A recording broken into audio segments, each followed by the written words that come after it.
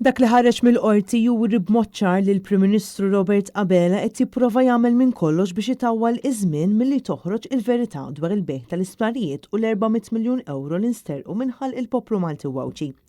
Iddikjara dan il-kap tal-Partit Nazzjonalista Bernard Gregg meta tnejn filgħodu l-imħallef Giovanni Grixti beda jisma' l-kawża imressaq minnu u mid-Deputat Nazzjonalista Adrian Delija fil-primawla tal-Qorti Ċivili dwar id-dil skandaluż illi sar ma' Vitals u Stewart. Dan wara li l-Gvern ta' Robert Abela baqa' sal-lum jippersisti milli jġib lura dawn il-miljuni ta' euro li nsterqu mill-poplu Malti. Bernard Gregg qal li l-fatt li l-Gvern Laburista jrid jintervjeni f'din il-kawża juri li l-Avukat tal-Istat huwa legalment indipendenti mill-Gvern u Robert Abela tibqa' jażel li jiddefendi lil min froda lil pajjiżna.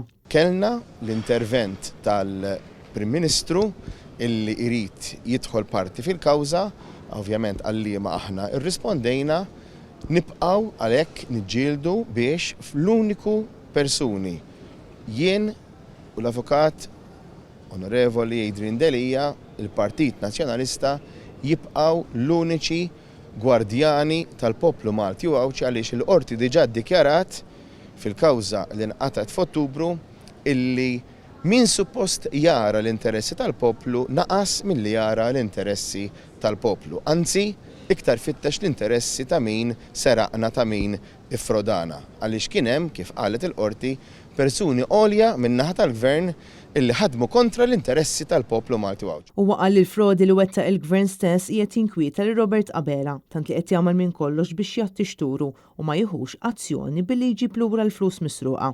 Fid-dawl ta' dan kollu, Bernard Gregg qal li l-Partit Nazzjonalista se jibqa' jiddefendi l-interess nazzjonali kontra kull min jażel il-frodisti minflok lill-poplu Malti Wawċi. Aħna naraw illi naħdmu u nkomplu naħdmu favur u nipproteġu l-interessi tal-poplu Malti u Wawċi u ta' pajjiżna għaliex hekk huwa l-ġurament tagħna skont il-Kostituzzjoni u hekk huwa dmirna bħala rappreżentanti tal-poplu. Min-naħa tiegħu id-Deputat Nazzjonalista Adrian Delija qal li l-intervent ta' Robert Abela u tal-Cabinet f'din il-kawża juri kemm Abela rrid jibqa' jorbot idejn Chris Soler.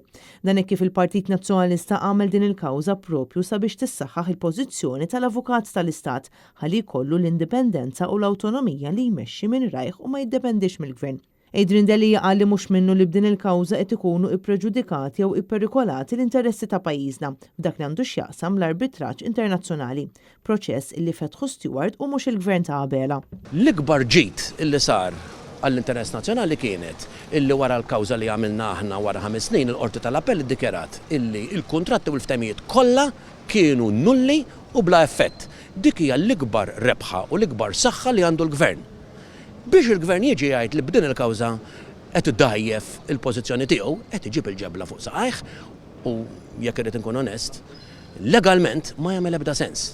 Għax jekk għandu s-saħħa ta' deċiżjoni tal-Qorti tal-Appell illi qed tgħid li dawk il-kontratti kollha huma nulli, allura dik hija l-ikbar tarka, l-ikbar bastjun li fuqu għandu jistrieħ il-Gvern ta' pajjiżna. F'Diċembru li għadda l-Partit Nazzjonalista kien ressaq din il-kawża sabiex iġiel li l-Istat jieħu azzjoni sabiex iġib lura il-miljuni ta' euro misruqa b'riżultat tal-ftehim ta' privatizzazzjoni ta' tlestwarijiet li sar lura fl-2015 li ġie annullat fi frar tas-sena l-oħra wara pressjoni li saret propju mill-Partit Nazzjonalista. Is-seduta li għalija kien hemm preżenti l-Prim Ministru Robert Abela u l-Ministri Byron Camilleri u Jonathan Attard ġiet differita għal nhar it-tnejn 15 ta' Jannar għas-sottomissjonijiet. L-avukati Edward De Bono u Nicolas De Bono qed jassissu lil kap tal-Partit Nazzjonalista Bernard Gregg u lid-Deputat Adrian Delija. L-Avukat tal-Istat Chris Soler flimkien mal-avukati James Agostino u Julian Farrugia irrappreżentaw lill-Uffiċċju tal-Avukat tal-Istat.